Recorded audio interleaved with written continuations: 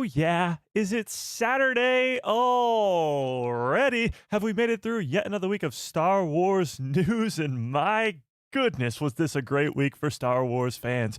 Not only did we start the week with Maul Shadow Lord episodes 3 and 4, which blew our freaking minds, but we also got on Thursday night, CinemaCon, with a brand new Mandalorian and Grogu trailer and another brand new trailer the next day on Friday, with so many new scenes, so many crazy stuff to get into. The tickets went on sale yesterday. We just got an insane week for Star Wars news, and we got to talk about all of it. We got to break down these new Mandalorian and Grogu trailers. We got to predict what's going to go down in Maul Shadow Lord episode 5 and 6. We got a lot to get into and not a lot of time. So without further ado, let's dive into all of it. What's up, everybody? How's everybody doing on this fine Saturday afternoon? I'm feeling good today, chat. You know, it's been a great week.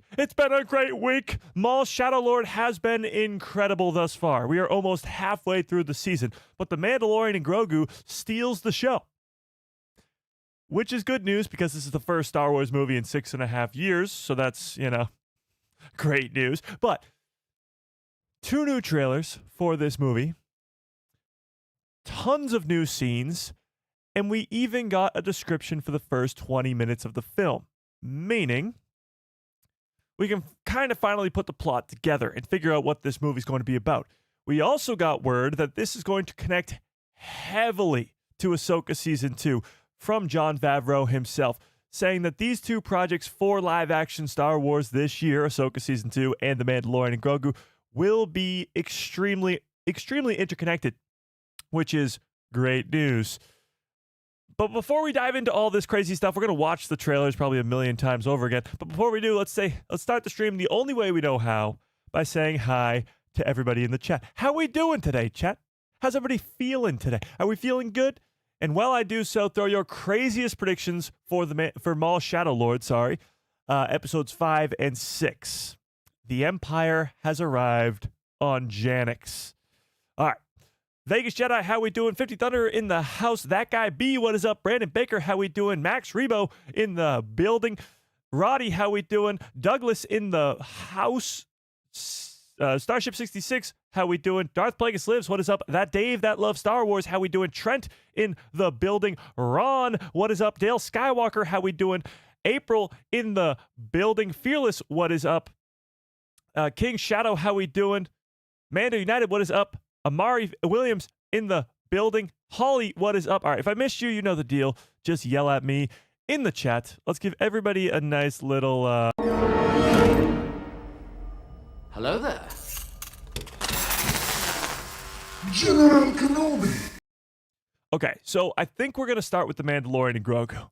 I think we have to start with watching these trailers first, breaking them down because there's so much going on in them. We will get to the Maul Shadow Lord predictions. I guarantee you this is going to be a long stream today. And that's not a bad thing, of course. We got a lot to talk about. We will talk about the Maul Shadow Lord predictions a lot, but we got to start with the Mandalorian and Grogu. Let's just start by watching the trailer first and foremost, and then we can get into all this craziness. But let's watch this trailer. By the way, this trailer already has 3.7 million views, which is crazy. It came out yesterday. 2 days ago. Yeah, Thursday night. Yeah, so Thursday night.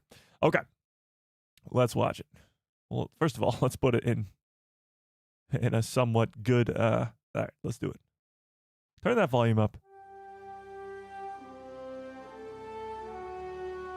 We've all heard stories of the Mandalorian bounty hunter and a child.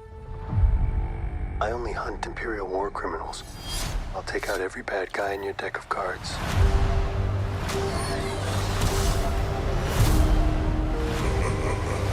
This isn't about revenge. It's about preventing another war.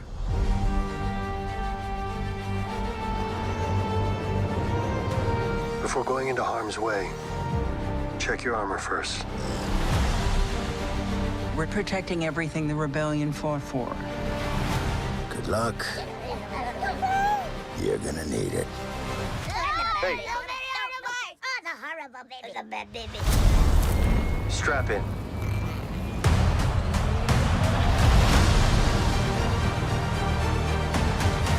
We need a professional. Hang on. What happens when you're not there to protect him? You good?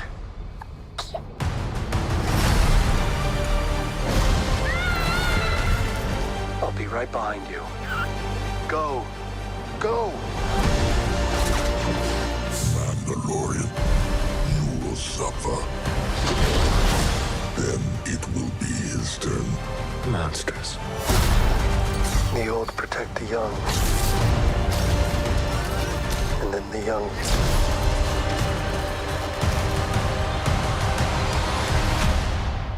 Protect the old. It's time.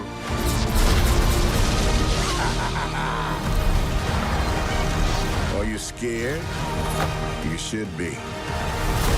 Good job, baby. This is the way.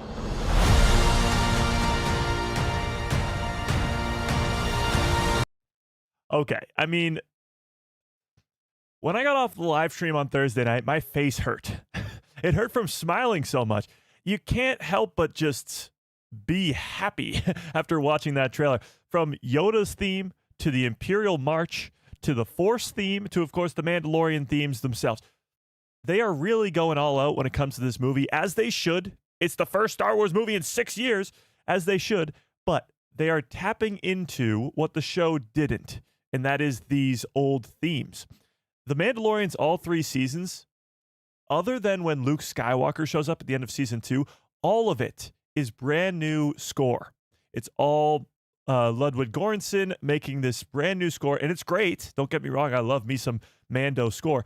But what they're doing with this movie is they are integrating all the old stuff too, bringing you back to the original trilogy, bringing you back to the anchor that is John Williams and Star Wars, which is just incredible. Now, let's break it down because this is, we'll go through it very quickly, but there is so much going on in this trailer that is unexplainable.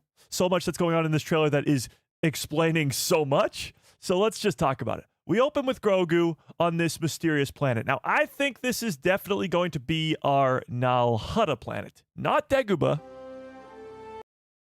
The music makes you think Dagobah. The whole swap makes you think Dagobah. But I think this is Nal Hutta. Now, why is Grogu on Nal Hutta? Why is Grogu talking to this old lizard dude in a rocking chair? I don't know. I haven't a clue. So tell me what you think in the chat because I don't know. I need help because this is still keeping me up at night of who this old dude in a rocking chair is and why Din and Grogu are separated this entire time. But you will see that Din and Grogu are going to be separated a lot in this movie. But continuing. We've all heard stories of the Mandalorian bounty hunter and a child. Sigourney Weaver immediately telling us that these two are legends. For anybody who has never met these characters before, these two are legend. I'll get to that super chat in 1 sec. These two are legendary inside the Star Wars galaxy. So for somebody who's never seen the first 3 seasons of their show, it doesn't matter. They're still going to immediately know that these two are awesome. And from what we've heard from the description of the first 20 minutes of the film, they're going to open with these two on a mission being all badass and showing just how badass they are. Showing that Grogu can wield the Force, showing that Din Djarin is this bounty hunter that isn't to be messed with, and they're fighting the Empire. So it will immediately be put across, even if this is a first-time Star Wars viewer or a hardcore Star Wars fan, that these two are awesome.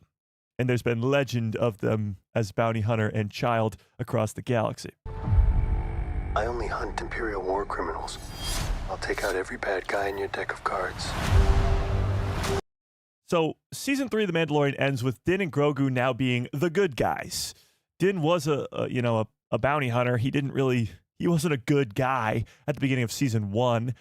And this child comes into his life and really makes him a good guy. So by the end of season 3, he just wants to work for the New Republic, taking down the bad guys. Before he was working for the bad guys, and now he's taking them down. So the gist of the movie, from what we've gathered, is that he's taken down Imperial Remnant, and now he's being brought into this story with the Hutts that's gonna, kickstart our plot. Embo. I mean, talk about a great shot right here. Embo looking as badass as ever. Seeing him in live action for the first time is great, but we also haven't seen this character in forever. Like, forever. So, tell me in the chat, I mean, what do you think Embo's role is going to be here? We're definitely going to get in a big old fight between Din Djarin and Embo. I think he's probably hired by the Hutts to go capture Din Djarin. For what purpose, I don't know. We are being led to believe that Din Djarin is going to work for the Hutts. So why would the Hutts be sending a bounty hunter after him? I don't know. I have no idea. General Hera Syndulla is going to be a big cameo they're hiding. I actually agree with you. I think we will see the ghosts. And even though I might have been losing my mind before, and, everybody's like, Mike, you're an idiot, blah, blah, blah. Okay, maybe I am. I never claimed to be a genius. But I do think you're right. I think the ghost and Hera Syndulla will play a pretty big role in this movie. Either way, Embo. I don't think he's going to be as big a role as fans are hoping him to be in this movie. I know the first leak for the Mandalorian and Grogu over a year ago was that he was going to be the main villain. That's not happening. But he's just a bounty hunter. So he's working for the Hutts. He's doing a job. He's capturing Din Djarin. And that's about it. I don't think he's going to have that much of a purpose. Maybe in the final fight of the movie, Din has to fight him because he still is working for the bad guys. But he won't be... I doubt his screen time will be very much. We'll put it that way. Great look at the Hutts here and their, repurposing droids from the Separatist times.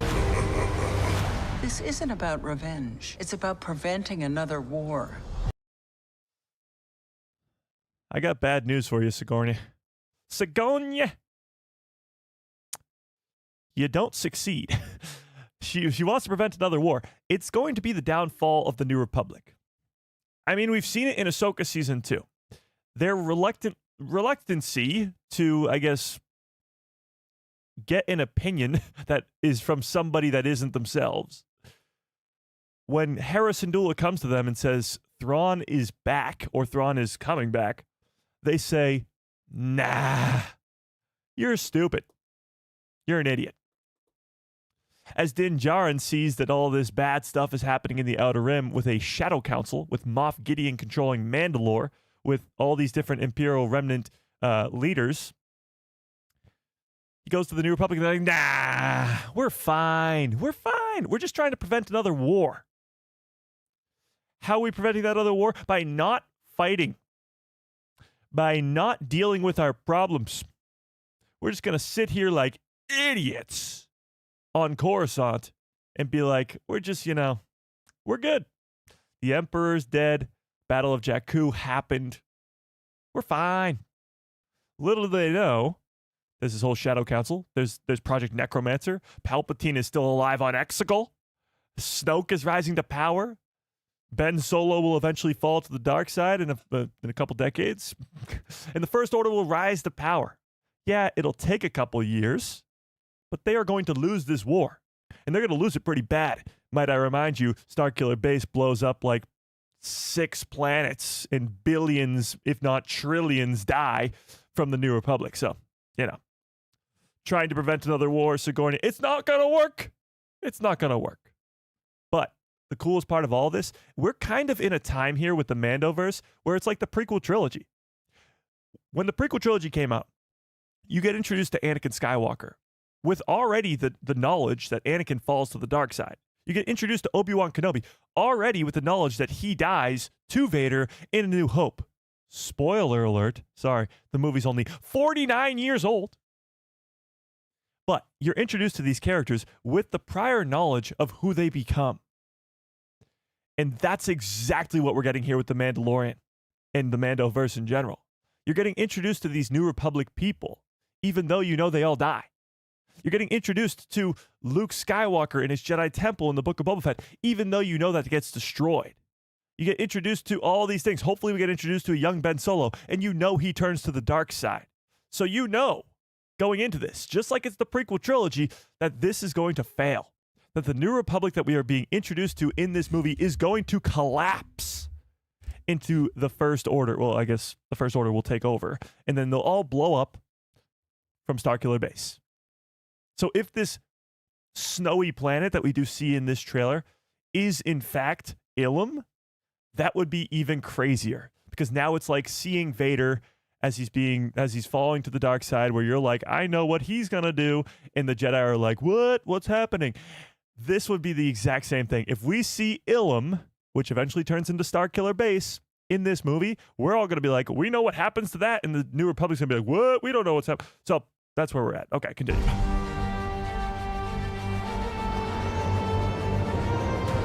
Before going into harm's way. Okay. So my favorite theory from my breakdown was that this ship back here is the Ghost. A lot of people were not fans of this theory, I might add. So if I am correct, I mean, I'll be like, ha, told you so. But again, this theory is based off of my hope and dream as a fanboy of Rebels that we see the Ghost, that we see Hera and Jason and Ezra in this movie. We already know that Zeb Orrelios will be in both The Mandalorian and Grogu and in Ahsoka Season 2. So why not have more crossover? Why not have more crossover? Zoom and enhance? Okay. Well, it gets blurrier the more you zoom in, but I do have a zoomed in photo, so. I do, of course, have a zoomed in photo. I zoomed in as close as I could get. I did. Okay. Take a look.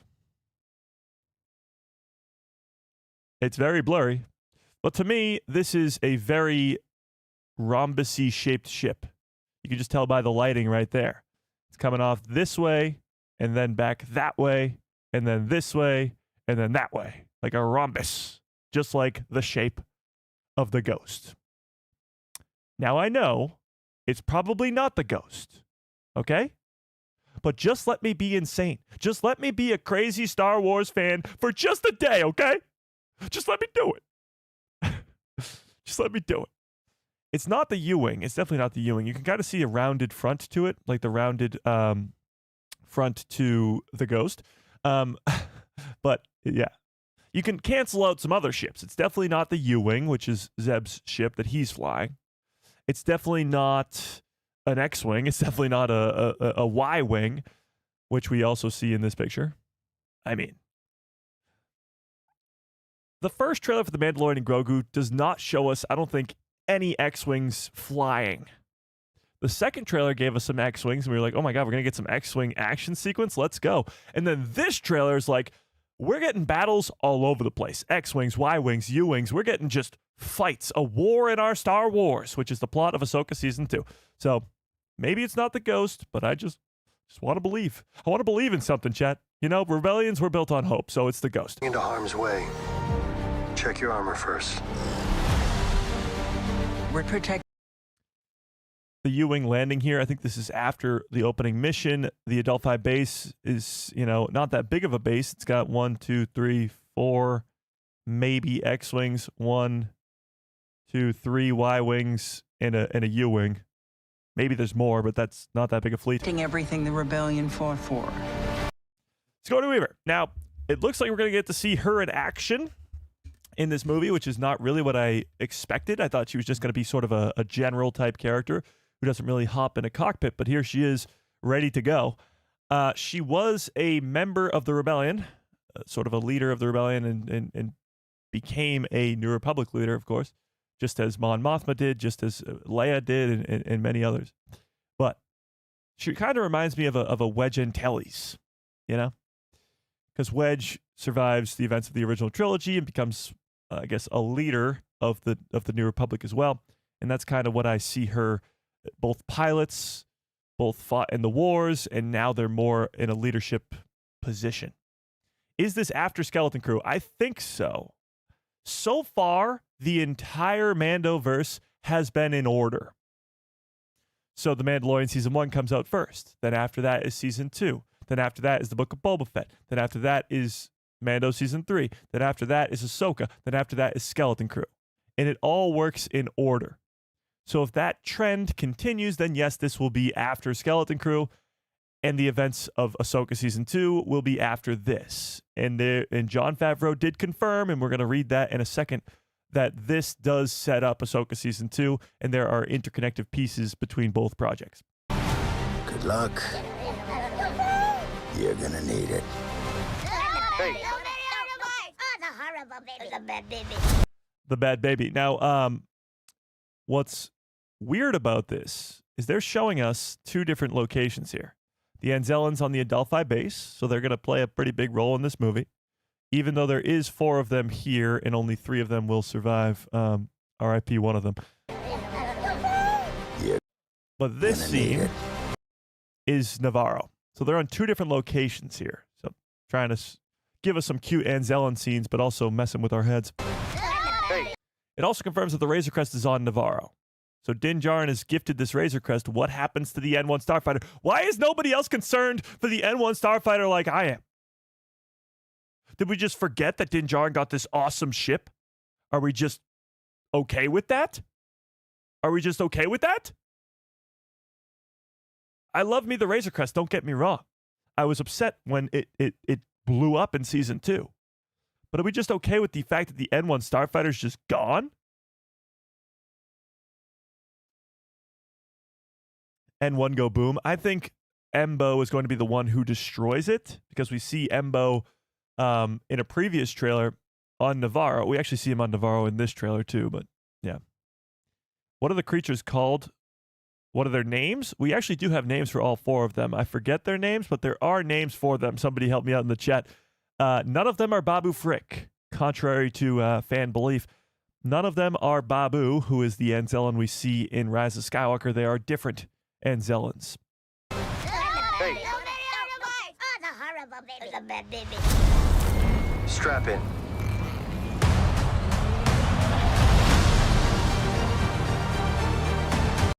All right, so we're on Nar Shaddaa, or what we think is Nar Shaddaa, I should say. We have not confirmed that yet. But this is where Stinky the Hutt is the sort of gladiator type. And this is the mission that's going to kickstart us off into this whole thing. We learned that Din Djarin is going to have to work for the Twin Hutts to rescue Rada the Hutt from a rivaling syndicate.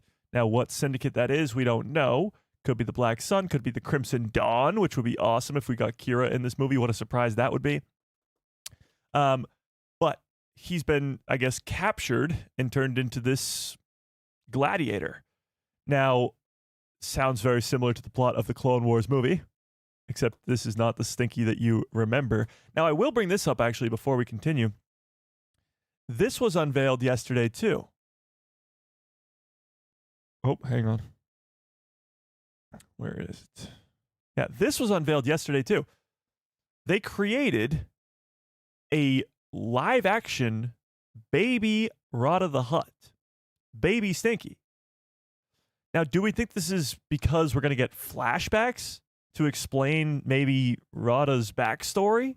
Why would they make a live-action puppet for the character if not us getting flashbacks? Now, it's not out of the realm of possibility for us to get flashbacks because we've already seen flashbacks in The Mandalorian. Since all the way back in season 1, every single season, we've gotten flashbacks. Season 2, maybe not. No, we must have. Season 1, we get the flashbacks to Din as a child. Season 3, we get the flashbacks to Order 66. Is there no flashbacks in season 2? So fans are going crazy because we might actually get a live-action flashback to Stinky the Hutt. And you know what comes with that? Do you know what comes with that, chat? Wait, where is it? Hang on. Wait. I'll show you. I'll show you what comes with that. Scrolling. Ah, this. Okay. You know what comes with that, chat?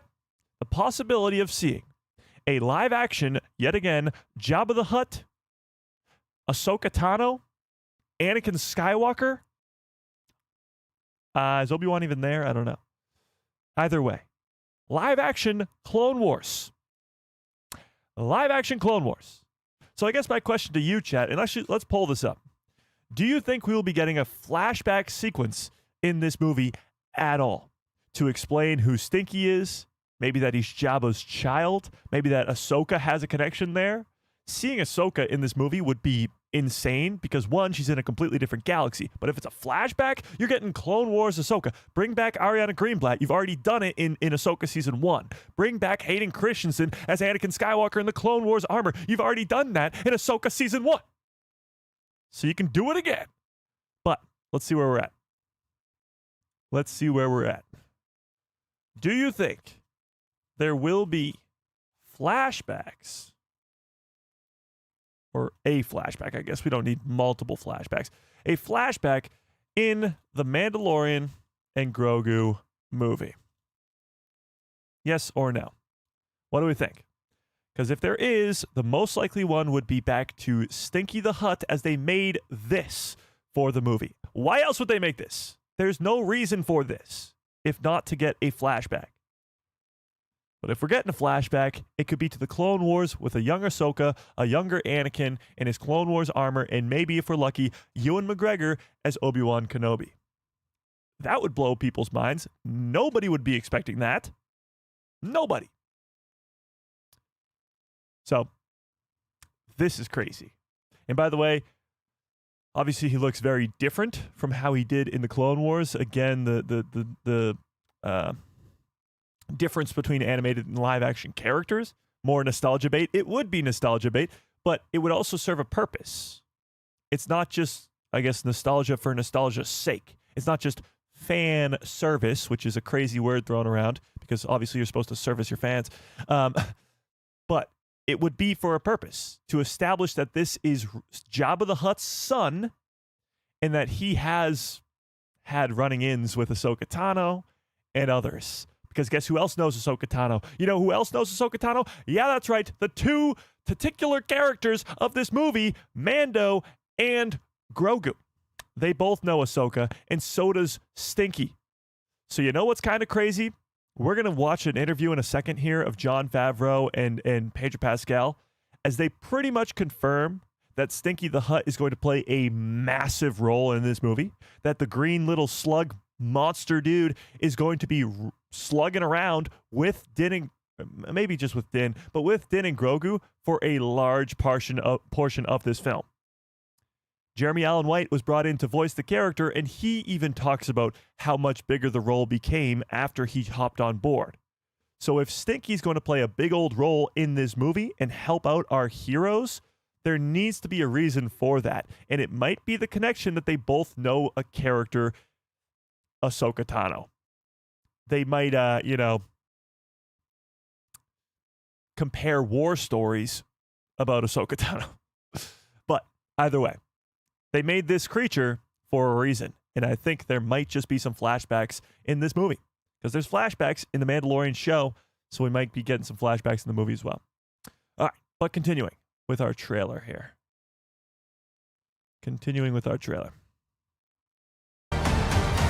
We need a professional.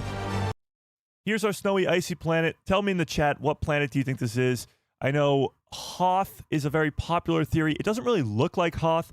Hoth doesn't have these, I guess, very rigid, mountainy hillscapes. And there's trees on this planet, and Hoth didn't have any trees from what we've seen in Empire. But there is an Imperial base there, so it could be Hoth. And of course, my fan favorite is Ilum, which would be great. Hang on. What happens when you're not there to protect him? What happens when you're not there to protect him? Our first little nod towards Din Djarin's possible death. Grogu's going to live for 900 years. And I know I'm always like, oh, Din Djarin's going to die, Din Djarin's going to die. Eventually, he's going to die. Maybe it's not in this movie, but he will die because Grogu's going to live hundreds and hundreds and hundreds of years longer than Din will. So eventually, that death of Grogu's dad is going to be a very meaningful one to him. I'm only saying that I think they're going to utilize that death for a purpose and not just have him die of old age. But what's really cool about this scene, other than Sigourney Weaver hinting at a possible death of Din Djarin, is we're going to see all three of these and this is going to be the opening sequence of the movie, we're going to see all three of these AT-AT walkers get taken down by Din and Grogu. Just two simple beings taking down three whole AT-ATs. Keep in mind, Din Djarin is not Force sensitive. Yes, Grogu is, of course, but it's not like you can't have badass characters in Star Wars who don't wield the Force, because Din Djarin is 100% one of those characters. Okay, continuing. What happens when you're not there to protect him?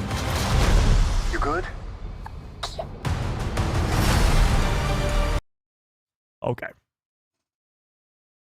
This is Navarro. It's raining. There's going to be a legendary fight sequence. I'm calling it right now. Legendary fight sequence between Embo and Din Djarin, two of the most badass bounty hunters we've ever been introduced to in the Star Wars universe.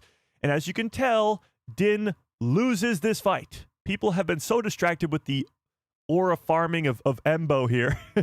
And right there. So, yeah. Din Djarin dies and Palpatine gets Grogu eventually. That would be diabolical. But everybody's been distracted by the awesome, cool shot here of Embo and not realized that right in front of him is Din Djarin in a net. Right there. Right in front of him. So Din Djarin loses this fight. I don't know where Grogu is in all of this. Clearly not helping out. Maybe he's being chased off by Marok, not the Inquisitor, but the dog. The creature, the animal. So the two get separated clearly here. As I mentioned before, they're going to spend a lot of this movie separated. But Din Djarin is caught in a net, and Embo has captured him. I assume that he is taking Din Djarin to the huts, and that's where we see Din Djarin's mask get pulled off by the huts, and, you know, the whole, we'll get to it, but the dragon snake sequence. I just don't know how we get here. What we learned on Thursday was that this movie is going to be Din Djarin and Grogu fighting the Imperial Remnant, and they get sent on this mission for the Hutts to go save Rada. For the Hutts to go save Rada. So why are the Hutts sending Embo after Din Djarin? Why are the Hutts trying to kill Din Djarin? What goes wrong? I guess that's what's supposed to make you go watch the movie, but something's not adding up there. We're missing a couple pieces of the puzzle, which is great because, you know, that's why we go see the movie. But what could possibly have happened? What do you guys think could have possibly happened to get him to this situation? Why is the Twin Hutts sending bounty hunters after Din Djarin? And I certainly hope that Embo's not the only bounty hunter sent after him, because then we get to see Din, like, you know, take out bounty hunters like he did in season 1. But we'll see. R.I.P. this Anzellan.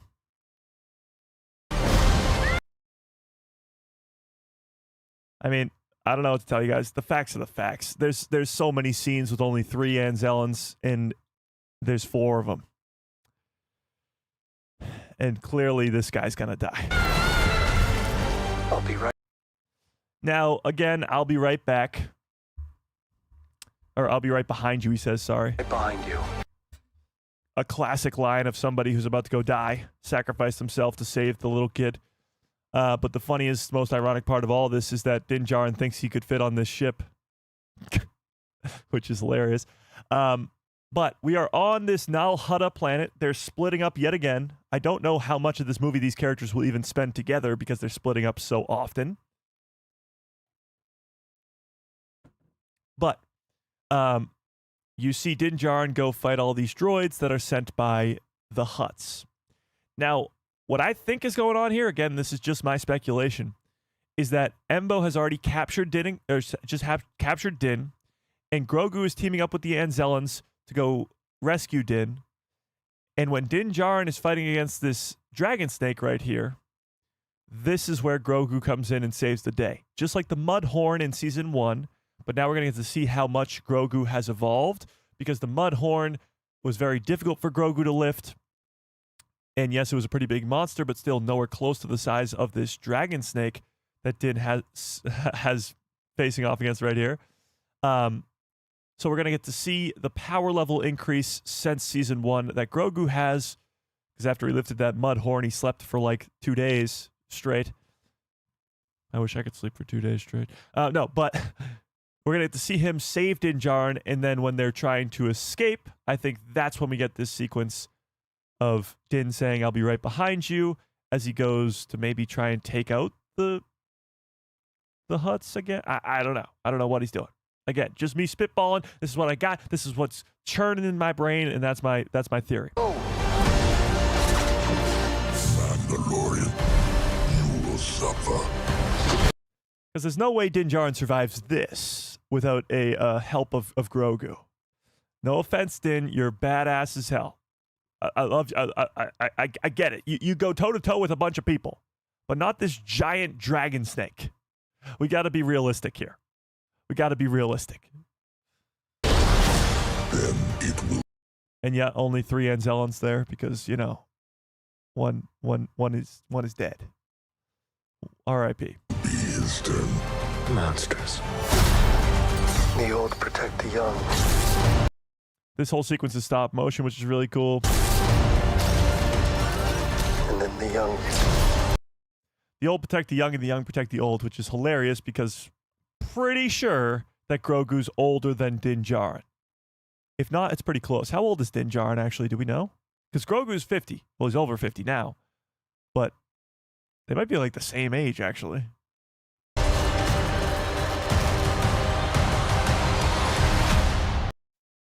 Some fans want this to be the Mythosaur. I don't think it is. I think this is on Nal Hutta. And if it is the Mythosaur, then we're going back to Mandalore, which again is something that I didn't think we'd be doing. Either way, I don't think it's the Mythosaur. Protect the old. Din Djarin's dead hand, of course. It's time. Let's not forget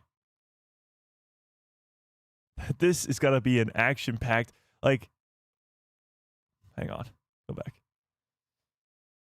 Let's not forget that we were told recently about a leak that says this movie will contain the dogfight, quote-unquote, that ends all dogfights. The dogfight that ends all dogfights. So even with the trailers giving us all these great action sequences, they're still not showing us everything. This looks like a bombing run. You got some U-Wings and some X-Wings bombing the hell out of the Hutt base, it looks like, on Nal Hutta. Again, why? What we're supposed to believe is that Din is going to be working for the Hutts. How we get to this point, I'm not sure. Is this film 2 hours and 30 minutes? It is 2 hours and 12 minutes. 2 hours and 12 minutes. Are you scared? You should be. Any thoughts, chat? Any speculation? Any guesses on who the hell this guy is? Because Din and Grogu are separated. Grogu's doing some training by himself, some meditating on a log, and talking to this weird old dude who's saying, "Are you scared? Well, you should be." I don't know. In a movie that's only 2 hours and 12 minutes, we're gonna get a whole side story with Grogu going on his own little side quest with this old dude. I don't know. Should be. It's Mara Jade. Incorrect.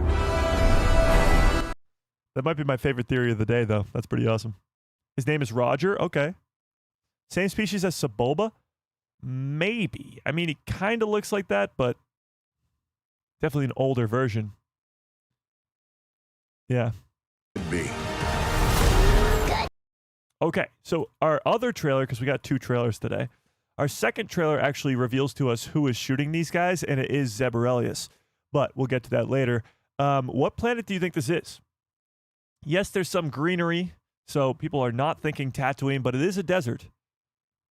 So what do we think? Good job, baby. And then the stap. This nice little speeder here that Din and Grogu have obtained. Again, on Nal Hutta, being shot at by the droids. Some sort of escape sequence, I suppose. Jakku? Jakku is fully desert, I feel like. There's not really any greenery. A new planet. It could be a new planet. Yeah, could be. This is the way. This is the way. Now, they put this shot at the very as the very last one of the movie, or of the trailer, I should say. I think it's very important. Grogu's in some sort of hole. Outside of the hole looks like almost the Shire to me. It doesn't look like Nal Hutta. It doesn't really look like Navarro either. I guess Navarro would be the closest guess. But I got a feeling that when we see the movie, we're going to be like, oh my God, that's the shot from the trailer. That makes so much sense now. But this is one of those shots that we have no idea what's going on.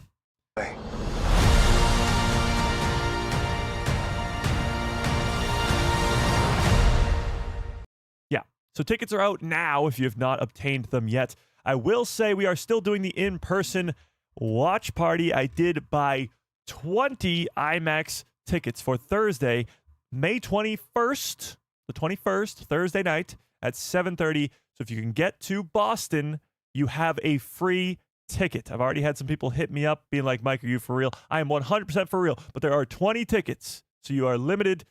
So you have to hit me up, DM'd on Instagram, TikTok, or whatever, Twitter, on the Discord, wherever. Hit me up. Those tickets are yours as long as you can get to Boston. It's completely free. IMAX opening night. IMAX opening night. So 20 tickets. Get yours before it runs out. If you are in the Boston area, or you want to fly to the Boston area, or you want to just walk to the Boston area, it's up to you, I guess. But there's that. So there is a second trailer that I want to get to too here that IMAX themselves posted. Let's see. Yeah. So this one actually has a few new scenes in it as well. Like I said, that Zeb Orrelios one. But let's take a look. This one's only a minute long, and it even shows Grogu expanding the screen, so that it fits the IMAX format, which is so unbelievably cool.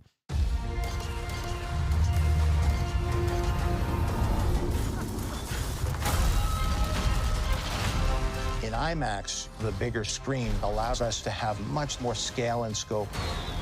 There's tremendous power in an image that fills your entire field of view, and sound that you feel and don't just hear. So we really took full advantage of that with big practical sets and took it to the next level. In IMAX, this movie is a ride full of characters and worlds that puts you into the most incredible movie experience. Check your armor. If you're going to go to another world far, far away, you have to experience it in the theater. That's the fun of it. That's the joy of it. Strap in. So a bunch of new scenes in there, but also Jon Favreau and Sigourney and Pedro talking about the movie, talking about how they took the next step for this. Everybody was like, "Oh my God, this is not the this is going to just be another side adventure, for the show and blah blah blah." No, this is taking it to the next level to make a movie. And the story, of course, is going to be extremely important, hopefully connecting to Thrawn and what happens in Ahsoka Season 2. But let's take a look at these new scenes, too. So there we actually get to see them running down the hill. I mean, that's not too crazy, but... In IMAX, the bigger screen allows us to have much more scale and scope. So a new shot of our X-Wings and U-Wings sort of getting into attack formation, I suppose. There's tremendous power. Got a great look here. This whole, I guess, gladiator sequence where Din Djarin's going to have to take out the chessboards from the Millennium Falcon is going to be awesome. Yeah. Is this before Thrawn and Ezra hyperspace? What? In Rebels? No, this is way after. You mean they come back from hyperspace? Yes, Thrawn is back already. This is after Thrawn has returned. He's on Dathomir with his Night Sisters, probably waking him up, Power in an image that fills your entire field of view, and sound that you feel and don't just hear. As I always say, Star Wars can never be loud enough. Could never be loud enough for me. So IMAX is like burst your eardrums loud, and that's exactly what we need. 50 Thunder says, Mike, for a giveaway at the end of the month, you could give a flight to Boston, please. Many thanks. Actually, we were thinking about doing something like that, so maybe you're onto something. Yeah, absolutely. So I know many of you are far away from Boston, so maybe we could do a giveaway to fly one of you out. Absolutely. Yeah. So we really took full advantage of that with big practical. We got a bunch of behind-the-scenes looks here, too. So we got our city planet here. Then hopping out the Razor Crest at said city planet. This is the palace, the new Hutt's palace. This is the inside of the AT-AT walker. This is Nalhutta, I guess, or the swampy planet that I guess hasn't been confirmed to be Nalhutta, but still, what we think is Nalhutta. This is a massive set. This is our Dragon Snake sequence, our version of the Rancor type deal. In IMAX, this movie is a ride full of characters and worlds.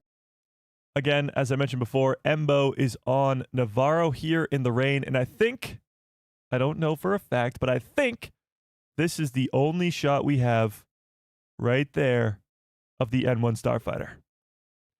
And I assume that Embo is going to destroy it so that Din and Grogu don't have an escape. So the reason that the N1 is not here and the Razor Crest is likely because of Embo. And worlds that puts you into the most. There we got it. So this sequence has changed because we've seen these guys flipping over, but now we know that Zeb is the one who shoots them. Zeb is by himself here, so he's being chased down by the Empire. Don't really know what's going on there. On a desert planet, could be Adelphi, could be Tatooine, probably not, but still, it could be a new planet, and he's the one flipping them over. Check your armor. This is pretty badass. Fire behind him. He like just completely killed everybody in the hallway behind him. Everything is on fire, and he's walking in with his pulse rifle out, like insanely badass. Hopefully to see the Twin Hutts. I mean, tell me in the chat, do you guys think that Din Djarin's going to kill the Twin Hutts? Do you guys think that these guys from the Book of Boba Fett, these Twin Hutts, are going to die in this movie? I never really thought of that, I guess. I don't assume that they will. But how else would the movie end? I mean, you need some sort of villain to die, right? You need some sort of happy ending. And we know that Din's not going to take out the entire Empire. So it makes sense if he took out the Hutts at least. Whoa, we got a pretty mixed bag in the chat. I might have to pull it. All right, let's pull this up. Let's pull this up. By the way, 80% of you think we're getting a flashback in this movie? That is not how I thought that was going to go at all. I was of the mind that there was no way we were getting a flashback until I saw that Stinky the Hutt figure. All right, let's do it. Do you think the Twin Hutts, oh my God, oh my goodness, I can't type it. The Twin Hutts will die in this movie? Yes or no? What do we think? Are they going to die?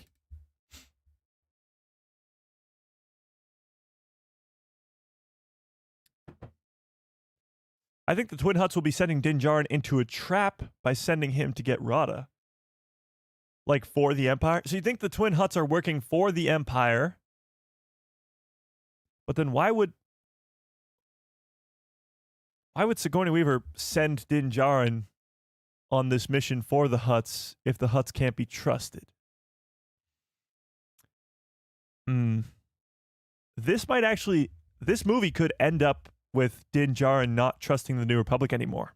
Because if they're the ones who send him on this mission for the Hutts, and then the Hutts stab him in the back and maybe even send Embo after him and capture him, blow up his N1 Starfighter, that's not going to be, like, he's not going to want to work with the New Republic anymore. If they're the ones who sent him on this mission that got him completely stabbed in the back. So, maybe. When have the Hutts ever been trustworthy? Yeah, I don't know. I don't know. I guess never. Yeah. Okay. Well, let's keep watching. Check your armor. If you're going to go to This gives us like there's going to be a lot of droids here. A lot. another world far, far away, you have to experience it in the theater. Some mysterious flying ship right here. I don't know what that is. Has anybody got any guesses on that? It's not the Anzellan ship. It's definitely not the Ghost. I don't know what this is. Some sort of ship. I have no idea. What the hell is that thing? I don't know. That's the fun of it. That's the joy of it. Great action shot here of an X-Wing. I wonder if these X-Wings will be piloted by some people that we know. You know, maybe Trapper Wolf, Dave Filoni. Maybe Carson Teva. Maybe Sigourney Weaver, Colonel Ward. Possibly. Possibly. It's been reported that Mando offs like 30 plus stormtroopers in the first 10 minutes of this film. Yeah. It's going to be like this epic sort of John Wick style entrance for Din Djarin for this movie. Yeah. Grogu's going to be wielding the Force, and Din's going to be taking down stormtroopers left and right. It's going to be awesome. I mean, there's going to be zero lack of action. And Pedro Pascal has compared this to like an adventure movie like Goonies or Raiders of the Lost Ark or Alien even. And yes, it's going to be like those movies, but it's still going to be set in Star Wars and have a bigger purpose to the story. But yeah, it's going to be action-packed. You're talking a lot of badassery with Din Djarin, for sure. Mike, do you think Mandalorian and Grogu will do anything for Grief Karga / Cara Weathers' death? Yes, I just don't know what it is anymore. At first, I would have told you that I thought that they would blow up Navarro or something like that and kill him off screen. And then Din could have sort of a funeral for him, and we get like a send-off for his character to honor the actor as well, which I thought would have worked great. But there is nothing in these trailers that are signifying that that's going to happen. Nothing. So maybe they just avoid the character for the story or something like that. I don't know. I don't know. We'll have to wait and see. Mike, there's another trailer on Star Wars X. Another one than the one we're watching right now. Like a new one. A third trailer in 3 days. Are we serious? Hang on. We'll check it out in 11 seconds. Strap in.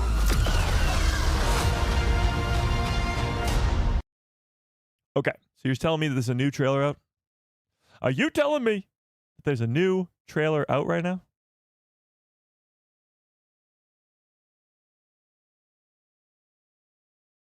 I'm not seeing anything. Hang on. Hang on, chat.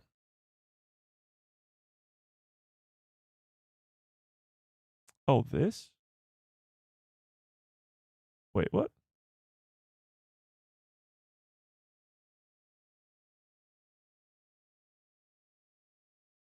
Are you talking about this one? Oh, is this a new trailer? Wait a second. Beyond me. Oh, hang on. Okay. Let's take a look at this. Let's take a look at this. This one's only 30 seconds long. Is this the one that you meant? Grogu will live centuries beyond me. I won't always be around to protect him. This is about preventing another war and protecting everything the rebellion fought for. There are too many. Go, now. I'll hold them off. Are you scared? You should be. The Mandalorian and Grogu in theaters and IMAX May 20th. Okay, a bunch of new scenes in this one too.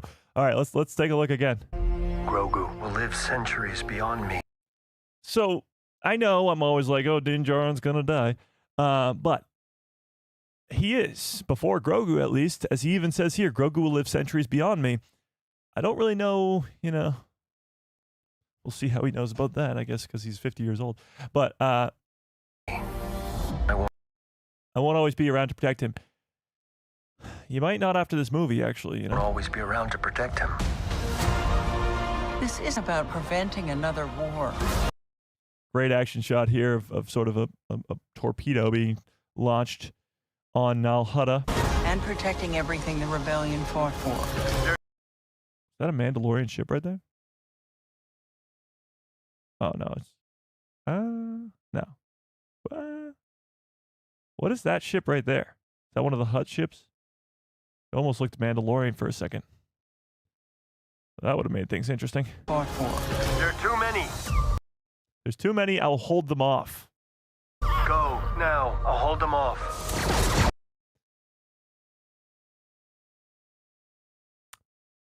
It does not look good for this character. Like, even if he doesn't die in this movie, they're certainly trying to make us think he will be. They are 100% thinking that we are supposed to think that he's going to die in this film. They have been teasing at it in every trailer we've gotten so far. Are you scared?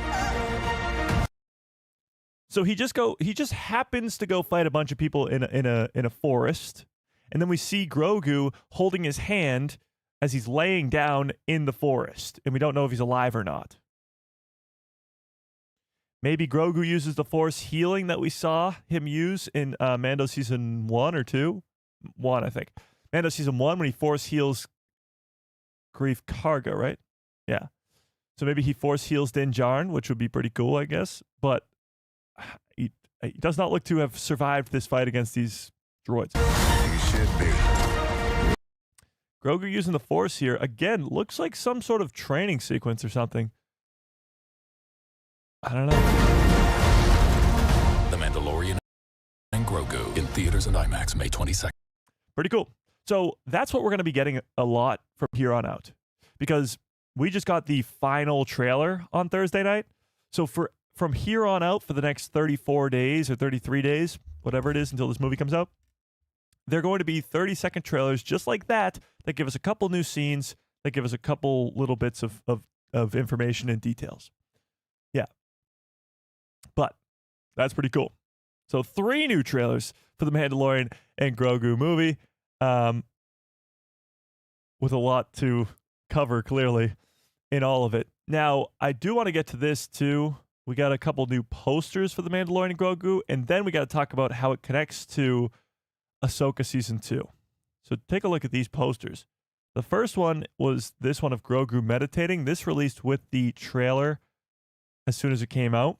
It is PG-13. The movie is PG-13. That has been confirmed due to sci-fi violence and action, not due to, I don't even know what else it would be due to, but you got Grogu sitting on this log meditating. It's a cool poster, but I still don't know why he's here by himself and meditating and all that. Maybe he's trying to search for Din and doesn't know where he is. But here's our other poster. This one's badass. It is the thumbnail of today's live stream. Din and Grogu on the snowy, icy planet with the Razor Crest right there. AT-ATs being blown up. What is this? This looks like an AT-ST that flies. This looks like they took the wheels off the AT-ST and put rocket boosters or something. Like, this is they fly now. If we get Din Djarin, if Pedro Pascal utters the words "they fly now" in this movie, I will stand up in the theater and applaud. I will start cheering like it's chicken jockey. This is where the fun begins. I mean, does that not look like an AT-ST that's flying? Does that not look exactly like that? So I don't know what's going on there, but this is a very cool poster as well. This is the way it says right there. Here we got directed by Jon Favreau, Pedro Pascal, Jeremy Allen White, and Sigourney Weaver. One of the biggest things here, and we're going to watch an interview of Jon Favreau and Pedro Pascal in a second, but one of the biggest things is that Stinky the Hutt, Rada the Hutt, Jeremy Allen White's character in this movie is going to have a way bigger role than we once thought. And it's been confirmed not just by Jon Favreau and Pedro Pascal in this interview, which we're about to watch right now, but it's also been confirmed by the credits. By the first 20 minutes of the film, when they show the credits in those first 20 minutes, the second person, number 2, that is credited for the film is Jeremy Allen White. So this slug, who's only seen in the trailer a couple times, is going to be a massive character in this movie. Massive. But take a look at what Pedro Pascal and Sigourney Weaver had to, and Jon Favreau and Sigourney Weaver, of course, had to say about this. So let's skip to the part in the interview where this happens. I believe it is right here. Compared to the series. He's definitely more advanced in the Force. He's had an entire chapter away from me. How does... Okay, so this is talking about the movie, of course. Because I have to imagine at this point, maybe Grogu is a little more advanced in the Force. So how does that alter how they work together in the movie compared to the series? He's definitely more advanced in the Force. He's had an entire chapter away from me, a training with the Force. And thank God we're reunited. And now more of a partnership than a protector and protected. I think that really kind of dynamic oscillates beautifully between the two of us. And to echo what Sigourney was saying in terms of being able to recognize what is human in this relationship between a creature and somebody covered from head to toe in armor is care. And I think that care is always a scary thing in battle because it makes you vulnerable. And yet, if your heart's not in it, you can't win the fight. So he compares that before it was sort of a father-son relationship, which of course we've all seen. And now in this movie, because Grogu went off and trained with Luke Skywalker to become a Jedi, now it's a partnership. It's a buddy cop movie. It's not a master and apprentice type deal. They're actually sort of equals. That's so true. Right? Which was beautifully put. Another relationship I do want to ask you about is how Djarin feels about working with the New Republic. Now that he has made that connection there, does he appreciate how they run things, or is there some friction there? I think we appreciate each other. I think that we know that I have my own way of doing things, and as a pair, we definitely have our own way of doing things, but are very grounded to fighting the good fight and being on the right side. John, I got a question for you. A lot of these questions were big burning questions today. This might be at the top of this list, though. So, Jeremy Allen White, yes. What is it about him as an actor and also his body of work thus far that made you stop and say to yourself, that right there is the perfect guy to play a Hutt? Just his body. It's interesting because with Star Wars, there's an interesting balance that has to be struck that it was established way back to the original, A New Hope, or as it was called when I saw it originally, Star Wars, but Episode 4. You're building this world that's fantasy, sci-fi, full of imagination. Anything could happen. You could go anywhere. If you could imagine it, you could show it. And the technology from the very start allowed us to see imagery on the screen that we'd never seen before. And as a young viewer, that's what captured my imagination. It's been many years since Star Wars has been on the big screen. There's a whole young potential cinema lovers out there, and Star Wars really opened me up to loving cinema. That was my entry point.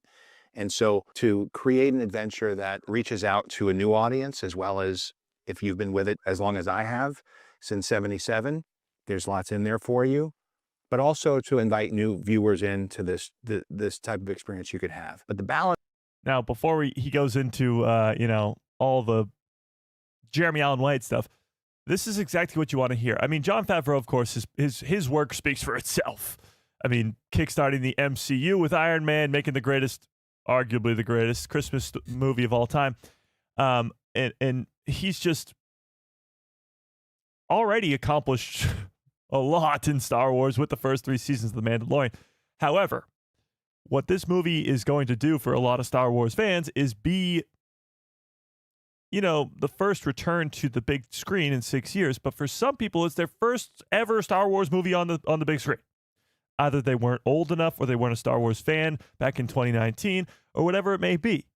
Now they're going to see Star Wars for the first time.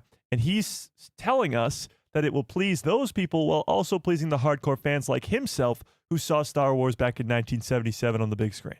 Is that you can't just have the hyper-real aspects of it. It has to be grounded in humans, in family, in emotion, and story. The imagery, the spaceships and all that were definitely things that drew me to it, but it were the characters. It was Han Solo, it was Princess Leia, it was Luke, and even the characters that were behind the masks, the Boba Fett's, the Darth Vaders. So Jeremy Allen White, I had, seen his work since he was young because he's been an actor for many years. He was in The Bear, and I met him at a function when he was promoting that, and we were promoting The Mandalorian. And having played a chef on screen myself, we definitely had a lot of questions for each other about it. Actors, you become fast friends if you know each other's work, and then anybody who shares a love for cooking and the culinary world, not just home cooking, but we got to experience that world. There's a bit of a bond that you feel quickly as you ask the questions, and I really love his work, but his humanity specifically through his work, that's the part that hooks me in and really pulls you into a story, and that's such an important part. With a character that's digital, with a hut, this character wasn't going to just be a puppet with a voice. This was going to be a character that had complexity, and that, even though you see him as a little bit of a thing in the Clone Wars, you don't have to know anything about that. You just have to know that this is Jabba's son. So we don't have to know anything about the Clone Wars, which is good because not many people would remember the Clone Wars movie, which is Stinky's only appearance, I suppose. But what he's saying here is you do have to know that he's Jabba the Hutt's son. Now, unless they outright say that in the movie, which they could, you might be looking at flashbacks. And 80% of you guys think we will be getting flashbacks in this movie, so that's pretty crazy. And what is it like to grow up in that context? Let's really explore what that would be and what that character would have turned into in the decades since we last encountered a reference to something that was a marginal character at best for people who know from Dave Filoni's original stories, along with George Lucas. This is a character they came up with, and where is he now, and what would it have been like to grow up that way? So Jeremy brought a lot to that. And also, I think, an actor's perspective that forces a director to treat it like a real character, and let's really talk about what this is. And so it's amazing when you see his performance along with the animation done by Hal Hickel and John Knoll and all the ILM artists, and all the technology coming together with the humanity of it and a story and a good character really led to something I think people might not be expecting. How what a interesting character that Jeremy has brought to the screen. Totally. Now, before Pedro Pascal chimes in, fans won't be expecting it. They've been, I guess, they told us that it's Stinky the Hutt. They could have not done that. But they told us it's Stinky the Hutt to, I guess, gain momentum from those Clone Wars fans. You're seeing this character for the first time in, 20 years almost. And now you're seeing him voiced by a big-time actor in Hollywood, Jeremy Allen White, coming off the success of The Bear and the Bruce Springsteen movie. I'm blanking on the name. But coming off all that success, he's going to have a way bigger role in this movie. And Jeremy Allen White even confirmed that months and months ago, that his lines just kept becoming more and more and more. Now listen to what Pedro Pascal has to say. Integral to an additive element in terms of relationship and expanding on, Mandalorian and Grogu. It becomes, well, I won't say anymore. So we can't say anymore because clearly somebody off screen was like, buddy, you're saying too much. They're trying to keep the secret that this character is going to be a big one. Yes, he's a gladiator. Yes, maybe the whole premise, the whole kickstarting off point of this movie is to go save Stinky, or I guess capture Stinky, or whatever you want to call it, from this gladiator hut, a gladiator ring, or whatever you want to call it. So I just think when he eventually completes that mission and helps Stinky, he's not going to turn Stinky over to his hut uncles, the twin huts, because maybe, and again, I'm just speculating here, he hates his uncles. Maybe he doesn't want anything to do with the criminal underworld anymore. And what he brings up, too, is that it helps the relationship between Din and Grogu, which will be very interesting to see how that is accomplished. But all to say, I think Stinky the Hutt is going to have a way bigger role in this movie than we could have possibly imagined. And he might be having a lot more screen time than we first anticipated. So there we are. Now let's talk about connections to Ahsoka Season 2, shall we? So, Jon Favreau says, Star Wars, The Mandalorian and Grogu will connect to Ahsoka Season 2. Now, these projects both come out this year, keep that in mind. But with just about a month to go before The Mandalorian and Grogu hits theaters, marketing has kicked into light speed. Just over the last 48 hours, marketing has kicked into light speed. The director, Jon Favreau, has done various interviews and has revealed that the new film will connect to future content. In an interview with Adam Savage, The Mandalorian and Grogu director and writer Jon Favreau took the VFX artists and content creators around various sets made for the film and for Disney Plus during the set tour. Jon Favreau answered some questions from Adam Savage related to the upcoming film. One thing that will stand out to fans that Jon Favreau is confirming is that there is some connections between the wider Star Wars canon and future projects. Ahsoka Season 2 being one of them, but you got to look even further into the future with Starfighter next year, maybe a possible Skeleton Crew Season 2, Book of Boba Fett Season 2, just, things beyond it. The director says that his film will be aimed to keep the story clear and clean so non-Star Wars fans and those who have not seen The Mandalorian before can still enjoy. Additionally, those in the know can appreciate the supporting cast, characters, and background and the details and implications as it speaks to the larger storyline. So for us hardcore fans, there's still plenty in there of Easter eggs and hidden details and background characters and the implications of all this, what it means for the future of Star Wars storytelling, what it means for the underworld with Boba Fett on Tatooine, what it means for the Empire and Thrawn's return in Ahsoka Season 2. I just read that. Sorry. He adds that the film does indeed have clues, quote unquote, for Ahsoka Season 2. It will, quote unquote, speak to the bigger picture of the film in the films to come. Interesting. Starfighter. That this fits into the into that timeline. So maybe he's talking about the connections to the sequel trilogy, the possible setup to the First Order, and maybe even Starfighter. The films to come, those are the ones beyond it. Or maybe he's talking about a Mando trilogy, but we'll see about that.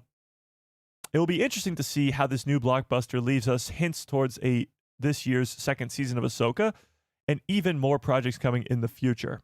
The Mandalorian and Grogu released on theaters, blah, blah, blah. So how do we think these quote-unquote clues,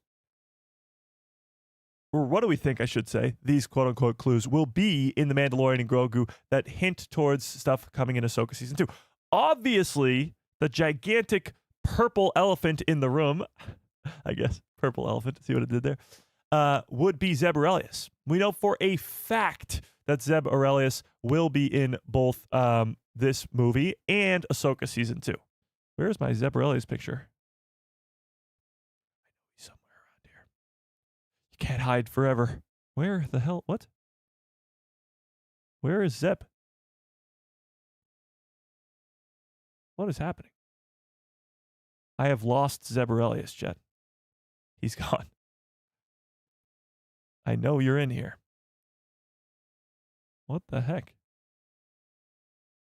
I had a great... Oh, there it is. I found it. Okay. So this shot of Zeb that we got in our newest trailer, again, he looks fan-frickin-tastic. I mean, to bring this character to life, it's not an easy task. However, this guy, we know for a fact, will be in both The Mandalorian and Grogu and Ahsoka Season 2. That's just one connection. More little clues. I got a feeling that even if he's not mentioned by name, which he could be, Even if he's not seen on screen, which he could be, the big blue meanie, Grand Admiral Thrawn, will play a role in this movie. You'll feel his presence in the film. With all the Imperial Remnant stuff, with the Shadow Council, we're seeing a Shadow Council member from The Mandalorian Season 3 in this movie. Actually, 2 of them. And it's confirmed. This is not me speculating. There is confirmed 2 Shadow Council members at least in this movie. And in The Mandalorian Season 3, they mention Thrawn by name. And then the following show is Ahsoka Season 1, which gives us Thrawn in live action for the first time. So I wouldn't be shocked if Thrawn is at least mentioned. And I honestly wouldn't even be shocked if he was seen. But a setup for Ahsoka Season 2 is necessary. Ahsoka Season 2 is described as a war in our Star Wars. A war in our Star Wars means that the New Republic is a part of that war, and the Empire is the other half of that war, the remnant of the Empire. Both parties, both of those organizations are going to be in The Mandalorian and Grogu. So it's almost as if the events of The Mandalorian and Grogu are the kickstarting point for this so-called war in our Star Wars. I don't really know if they'll outright connect Din and Grogu specifically to Ahsoka Season 2. Like, I don't know if we'll see those 2 characters in Ahsoka or vice versa with a character like Hera. As much as I'd love to see the Ghost, as much as my fanboy dream wants that unidentified ship in the trailer to be the Ghost, it's unlikely. It is very unlikely that we see Hera and Ezra and Jason and Chopper. Fist bump. Oh, I missed. Boom. In this movie. It's very unlikely. However, it's not impossible. It's really not. And with Jon Favreau saying that there will be clues to Ahsoka Season 2, it's very well... it is likely that there's a mention of Thrawn and a mention of this greater power rising in the Outer Rim. Because let's not forget, in The Mandalorian, in the show itself, they were talking about how the Outer Rim is chaos. There's Imperial Remnant everywhere, and the New Republic doesn't care. These Rangers of the New Republic, see what I did there? They are the ones who are fighting the Empire, but the people on Coruscant, the people in the core worlds, they don't care. They don't even know. They don't give 2 flying saucers, flying X-Wings. They don't care. So Zeb and Carson Teva and your Sigourney Weavers, Colonel Wards and Trapper Wolves, they are doing the job of Ranger of the Outer Rim, while the core worlds just think the Empire is gone, completely gone. So what you're going to see in this movie is that the Empire is definitely not gone, and that it's actually getting a lot stronger because its new leader, the heir to the Empire, Grand Admiral Thrawn, has just come back from a different galaxy. And maybe that's not outright said in this film, but it will be teased too. It'll be like the Emperor being mentioned in A New Hope, but not being seen. That's what Thrawn will be. Yeah. And we'll probably get to see hints towards, like, well, Hux's dad, for example, General Hux from The Force Awakens, from the sequel trilogy. His dad is in Mando Season 3. So you will get so many more things, like Jon Favreau brought up here, that connect to, or as he put it, that will speak to the bigger picture and to the films that come after it, or the films to come after it, which is the sequels and Starfighter. So connecting to those other films to come is like having Hux's dad in this movie. Yeah.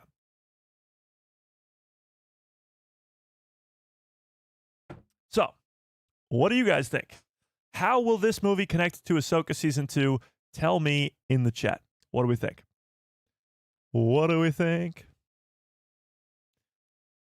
What do we think? Don't forget about Boba and Bo-Katan. I don't know if Boba Fett will be in this movie, but the setup of how this movie ends might tease more Boba Fett. And Bo-Katan, yeah, Bo-Katan was a main character in Ahsoka Season 3. Let's not forget. And Katie Sackhoff's interview questions or answers to interview questions are pretty suspicious, if I do say so myself. Yeah. Shadow Council started by Maul. No, that's the Shadow Collective. That's a little different. Yeah. Yeah. Okay. Let's switch gears a little bit here, actually, because we got to start talking about Maul Shadow Lord. We're already at an hour and 20 minutes into this stream. Holy crap. All right, let's talk about Maul Shadow Lord. We have episode 5 and 6 on Monday morning Monday morning. So we got 2 new episodes, episode 5 and 6. Episode 5 is titled Inquisition. Of course, everybody and their dog is predicting that the Inquisitors will show up this week. But we also have episode 6 being titled Night of the Hunted. Is that Maul being hunted? Is that the Jedi being hunted? We're going to talk about it, but throw in your craziest predictions for Maul episode 5 and 6 into the chat because we got to talk about this. Not only has the first 4 episodes of Maul been spectacular, it's still currently sitting at, let me pull it up real quick. It's still currently sitting at a 100 from critics on Rotten Tomatoes, and the audience score, the audience score is dropping actually. The audience score is now at a 92. I said it was dropping like it was going to be really low. A 92 is still ridiculously high for a Star Wars project, especially when the fans are in charge, because usually it just gets absolutely obliterated by I don't know, haters? Review bombing. That's what I was looking for. Review bombing. But no, this show is that good after 4 episodes that we have a 92 on Rotten Tomatoes. So I think that these 2 episodes coming up will continue that trend. And now that the Empire is on Janix, we're going to get Stormtroopers and Inquisitors, and maybe if we're lucky, Lord Vader himself. And that's why I forgot to get to the super chat, but I did see it mentioned Vader, so I'm going to get to it now. Darth Plagueis lives with a very generous $5 super chat. I appreciate that quite a bit. Says, this is the most hyped trailer I've laid my eyes on. Speaking about the Mandalorian and Grogu trailer, it is pretty great. And also, I think that we will see Vader in Maul Shadow Lord this week. So let me actually put this up in a poll in the chat. Holy crap, this poll is really close. Do you guys think the Twin Hutts will die? 52% of you say no. 48% say yes. That's a very close poll right there. All right. Do you think, there we go, we will see Darth Vader this week in Maul Shadow Lord? Yes or no? Do you think we will see Darth Vader himself in Maul Shadow Lord this week? Tell me in the chat. And while you do so, give me your crazy predictions, of course. We know for a fact that there's going to be either Vader or Palpatine at some point in this Maul Shadow Lord series. And we know that because of this trailer. Is it this one? Wait, what? No, hang on. Not that trailer. We know that for a fact because of... Hang on. Which trailer is it? I forget. I think it's this one. Is it not? No, it's not that one. This one? Oh, it's this one. Okay. In these times, I prefer to keep my presence a shadow. Ever heard of Maul? My lord. This. My Lord Maul lives. The only person that Marok would be talking about here, or talking to here, would be either Vader or Palpatine. And I'm leaning towards Vader. So the possibility of seeing this scene this week is pretty high. Is pretty damn high. Because if the Inquisitors arrive on Janix and there's an episode titled Night of the Hunted, at least by the end of that Night of the Hunted episode, after some pretty incredible lightsaber duels, Marok is going to have seen Maul and confirmed that he is still alive, and then report back to Vader or Palpatine that Maul is still alive. So this hologram of Vader would, in fact, be Vader being in this week's episodes. So tell me what you think in the chat. Do you think we will be seeing them in all these great Inquisitor lightsaber duels? For example, if you go all the way back to, I guess, yeah, this official trailer. Our target is a syndicate leader. He is associated. And you skip forward to the Great Inquisitor fights here. Planet down. So by the way, we don't really talk about this because obviously awesome lightsaber duels, but how is Brandon Lawson going to deal with the Inquisitors arriving? He didn't want the Empire there. However, this looks like he's being interrogated or something. Like they're going to, oh, we're doing Collins. Yeah, we'll do Collins. I'll open up the stage right now. But how is Brandon Lawson going to, deal with the Inquisitors and all that? So we are going to open up a Collins stage in the Discord. If you are not yet in that Discord, there's a link in the description below. And you can call in and give your crazy predictions or normal predictions for Maul Shadow Lord. You just have to raise your hand in said Collins stage. So we'll keep that open for a little bit, and I'll keep an eye on it just in case. So we'll go from there. All right, but how is Brandon Lawson going to react to these guys being here? Jedi, where is Maul? I'm right here. This is happening this week. This is for sure happening this week. You're going to get to see not just... This is probably episode 6, Night of the Hunted. That's probably where this all goes down. But you're going to get to see Maul fight Marok. I don't know if the Crow will be there. I feel like the Crow's going to be reinforcements. Like it's just going to be Marok at first, and then we'll bring in reinforcements after. But you'll get to see this epic fight. Even Devon Izara choose to help Maul, as you're about to see right here. She makes the executive decision to help out. Let us have our revenge. So I guess the big question, and all these scenes could happen too this week too. So let's actually let it play out.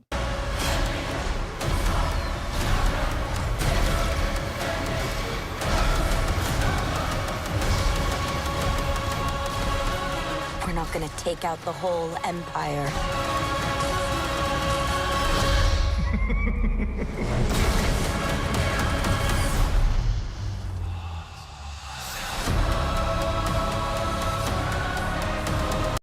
So all those Inquisitor stuff, all that Inquisitor stuff could happen or should happen this week.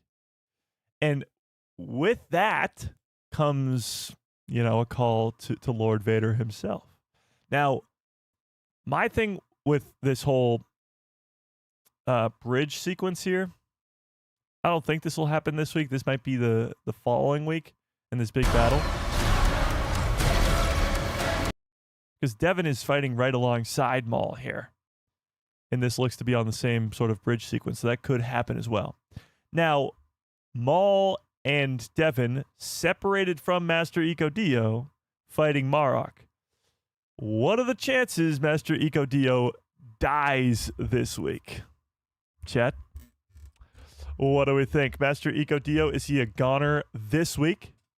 I would have told you he's going to die in the first 2 episodes, and I thought that would have actually worked very well. However, that didn't happen. So is this the time? Is this his time to die? What do we think? All right, Holly wants to come on in. Let's actually try and get Holly in here. Holly, how we doing? Hey, can you hear me? I can hear you loud and clear. Awesome. How are you? Awesome. I'm doing great. How are you? Good. All right, we're talking Maul episode I'm out 5 at a and little 6. 501st thing, and I got a small break, so Ooh. I thought it would finally work, so it does. That's good. That is awesome. 501st is legendary. But do you got any crazy predictions for episode 5 and 6? Do you think Master Iko Dio will die this week? Do you think we'll see Vader this week? What do you think's going down? I think the Inquisitors will probably come in this week. We'll see them. Well, we might get Vader. I keep thinking that they'll leave us like on a cliffhanger. So like either with the episode, like going into another episode, or like on the season. So yeah. So you think Vader will be the cliffhanger for the end of the season, you're saying? either the end of the season, or like they'll leave us on a cliffhanger and we'll go into another episode. So it might Yeah. get people into watching season 2. Yeah, I mean that's just smart marketing right there. No, you're absolutely right. I think Vader's going to be saved for either the finale or maybe even for season 2. And Inquisitors are coming this week for sure. What about the Master Eco Dio himself? You think he's surviving these 2 episodes? Ooh, I don't know. It's a good question. It's not looking good. I do think we might see Lawson's wife, though. There's going to be some friction there, I think. So That would be I do crazy kind if of they. wonder if she might be with the ISB. Interesting. Do you think she's a character we've seen before in Star Wars? No, I don't. No. Yeah. Well, it'd be cool if, I mean, even if she's a new character, if she's, involved, if she's the one who either sent the Inquisitors to Janix or something. Like, there's got to be something more there. I think you're right. Right. Well, Hey, any, my daughter wants to say hi real quick. Oh, absolutely. Hi. Hello there. So Hello? she's shy. Oh, that's fine. Hey, I mean, any Star Wars fan is welcome. Well, any crazy last theory before I get you on out of here? Nope. Nothing. I thought you were going to blow our minds. Okay, that's fine. Go back to your 5-0 first. Go back to your 5-0 first. Tell them we all say hello. I will. All right. Appreciate you, Holly. Thanks, Mike. Of course. All right. All right. Anybody else can, of course, raise their hand and get on in here. Appreciate it, Holly. That is awesome. Holly is a member of the 501st, which is pretty cool. You'll love to see that. All right, Ron, let's get you on in here, too. Ron? Hello. Can you hear me? Hello there. I can hear you loud and clear. What's going on, Star Wars fans? Love it. We are. I think it's going to be a great week for these 2 episodes. I think obviously we're definitely. I feel my opinion is we're definitely going to see the Inquisitors this week. The Eco Dio, I'm not sure. I definitely think that they're the ones that are going to take him out, unfortunately. But I think he's powerful enough that he'll at least last through episode 4, possibly. 5 might not be his lucky episode. All right. I like it. Well, it is tough when episode 6 is titled Night of the Hunted. It seems like somebody's going to be hunted down and killed. Yeah. I mean, 5 and 6. Sorry.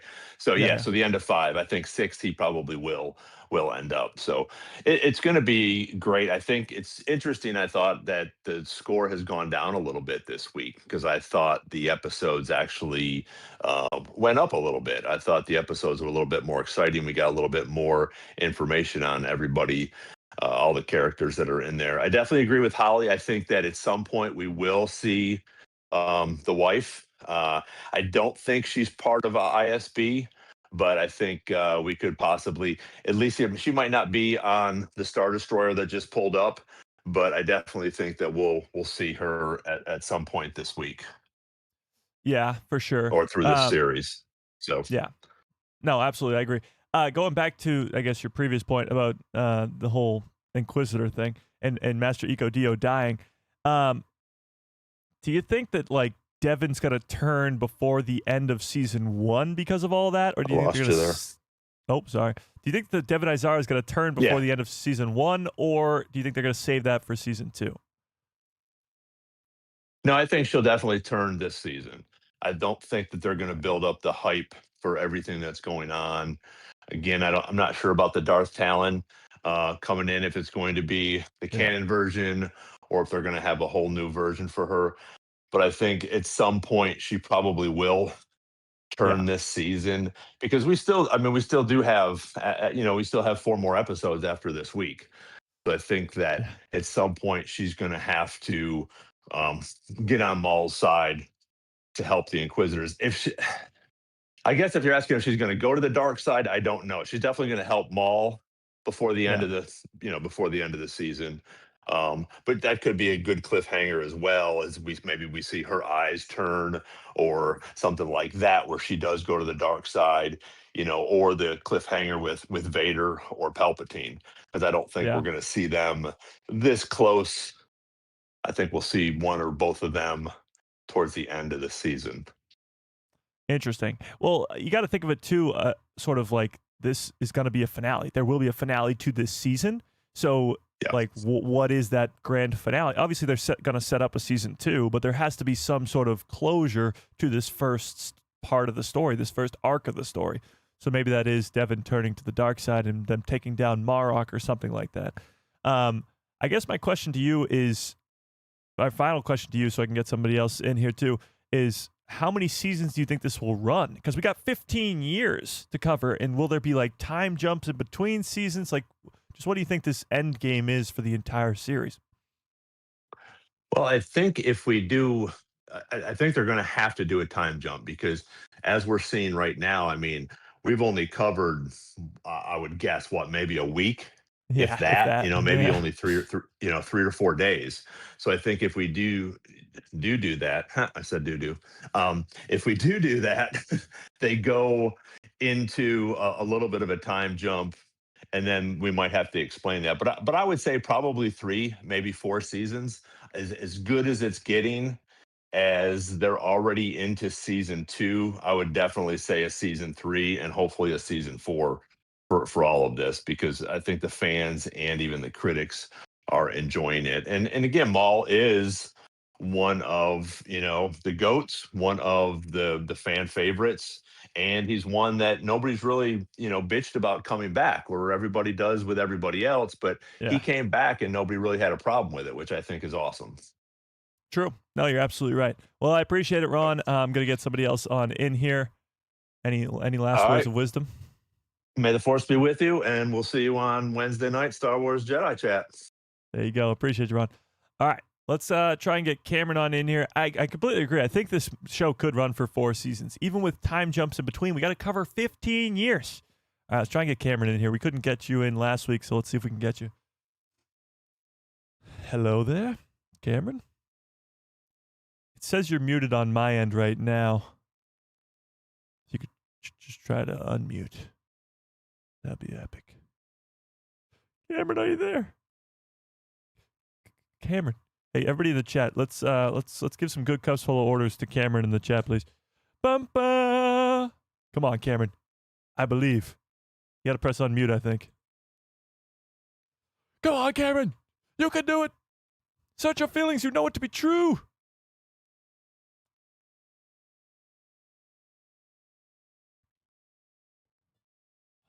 Let me see if I can unmute him. Nope, it's on his end. Okay.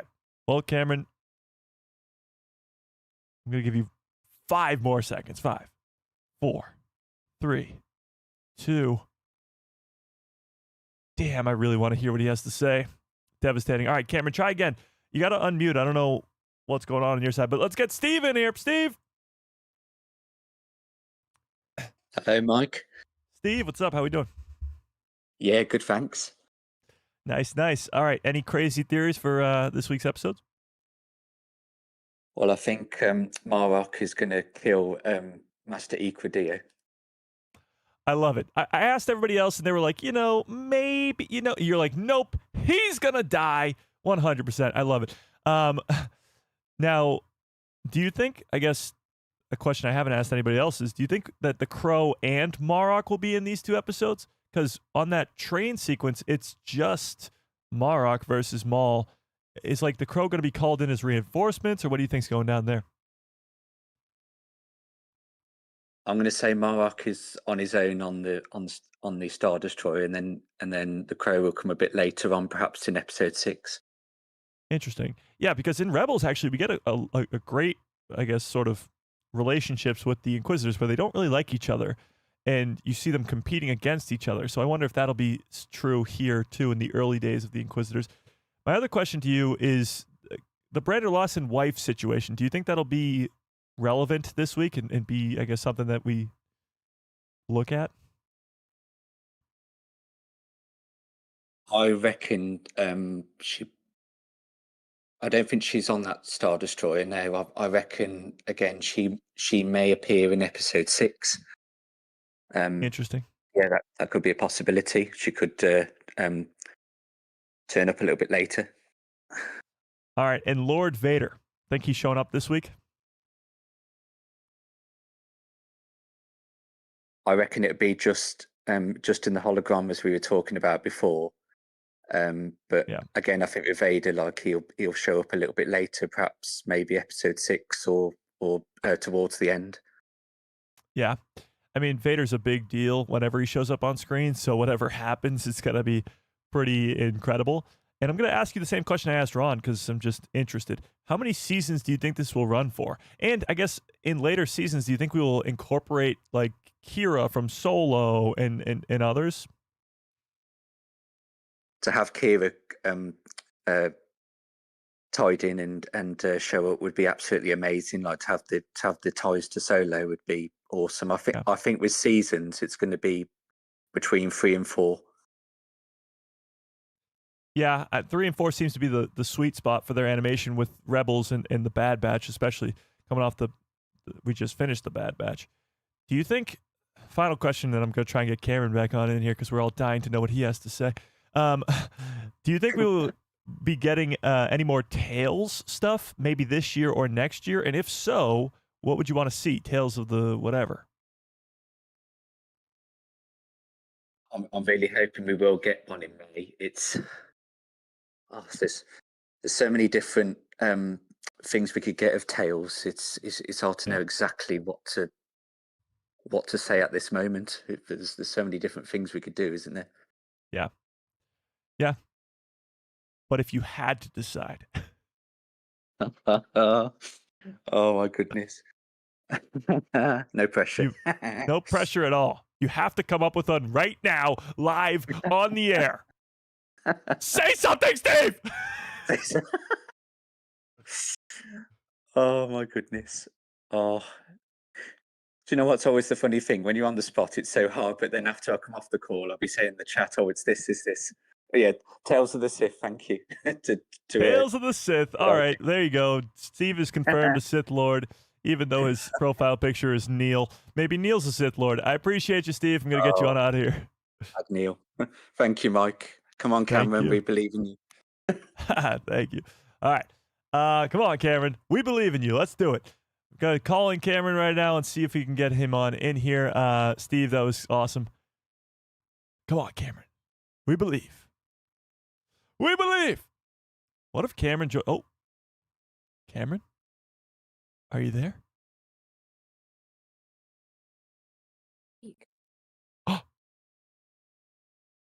What? Hello? Hi. Oh my God! It's Cameron. How we doing? We got a hi. Do we get anything else? Hey, my son just wants to say something. Oh, awesome. Hi. I'm Christopher, and hey, Christopher. I think in episodes 5 and 6, that we're gonna see the Empire like cause havoc in on Janix, and then Two Boots is gonna start to regret contacting them, and then Marok is gonna like get like he's gonna get upset at Brander Lawson for not contacting them like before. So he's gonna like interrogate him and like kind of imprison him. And then I think Devin is gonna free him from prison due to the like when we see Brander Lawson and Devin in the gunship like shooting down like the other gunship, like the TK trooper in the gunship. Yeah. And then I think that at the end Marok is gonna say that Vader he's gonna contact Vader and say that Maul lives. And then the Inquisitors are gonna fail. And then Vader is gonna have to go to Janix. And I think that's gonna be the ending of season 1. Just having Vader's ship arrive over Janix and just like look over and like look at Maul. I also think that Maul's forces like on the bridge are gonna fail. This is kind of like a theory that I had since the beginning, that like the Duchess machine in Rebels is gonna like be used against the Mandalorians that are still loyal to him. And then that's why he's like in the tunnel alone. And then I think Devin and him are gonna have a fallout at the end, because I think that he's gonna kill Eco Deal, and I feel like it's gonna be like similar to Lion King, like how Scar frames Simba for killing him. I mean, like it's gonna be similar to that. Like Maul's gonna frame the Inquisitors for killing Eco, well actually he did, and then Devin figures that out from the Inquisitors, and they're gonna have a fallout in a battle, and I think that's why he's gonna be in the gutters, like wandering and like, yeah. Christopher, I think you just stole my job. That was insane. That's so awesome. Thank you for that. Okay, let's let's talk about that. So, Christopher, I appreciate it so much. Thank you for hopping on. Thank you. Thank you. Okay, I'm gonna get you on out of here because we got to talk about everything that he just talked about. I think Christopher's coming for my job, so we got to get him out of here as quickly as possible. That was awesome. Matt, I'll get you on in 2 seconds. I just got to talk about a few things that Christopher just brought up. Never in my wildest dreams would I have imagined that the machine that Sabine Wren builds in Rebels is used against Maul's forces. That's freaking genius. And I never would have thought that, yeah, all of Maul's people could have died. That's not, I mean, I'm the one who kills everybody off, and here is Christopher killing everybody off. Rook cast his Mandalorian people, Icarus and Scorn, the Zabrak guys with him. We see that trailer where Maul is crawling through the sewers by himself, really injured. He might lose everybody. He loses everybody by the time of Rebels. That is a great point. I never even thought to think of that. And the whole Brander Lawson stuff, I think you're right. I think Brander's going to have a lot to, I guess, do. A lot to make up for, and the Empire's not going to be happy that he didn't contact them sooner. So he's going to be in deep doo-doo this time. It might actually even lead to Brander Lawson helping Maul. That offer that was put on the table, he thought about it for a second in episode 4. He did think about it for a second because he was working with Vario before. Why not work with Maul now? And if the Empire shows up and they got Inquisitors there, it might become a big issue, and Christopher might be hitting the nail on the head where Brander might actually turn, which would be crazy. Two Boots, I'm glad you brought up Two Boots because Two Boots is the one who, sold them out, and this is the whole predicament we find ourselves in. Him feeling bad about it is pretty interesting because droids having feelings is always a cool thing in Star Wars, and he's programmed to contact the Empire in that situation. So how does he deal with that? Christopher, that was incredible. Round of applause for Christopher in the chat. That was, I'm worried about my job security at this point, but here we are. All right, Matt, let's try and get you on in here. Matt, how we doing? Hello, Mike. How's yourself? I'm doing great. How are you? Yeah, I'm doing pretty good. Yeah, I like all these theories. I feel like Christopher might have had the leaked scripts or episodes that were given out for previews, maybe, and he's just given us the entire show. That could be possible. You have the very hard task of following up Christopher, the legend. Okay. Any crazy theories? Any theory? What are you thinking? I'm thinking possibly by episode 6, Marek is going to die. And I think potentially because we see him as implied undead in Ahsoka, surely that means that he's got to die before then to then be brought back by the Witches of Dathomir because of the green smoky stuff. Yeah. So anything's possible. That's true. No, nobody's even brought up that fact yet that Marek could die this week. I think because of the green smoky stuff, we assume that he's going to die, but I guess we haven't really talked about when he could die, and this week could be that time.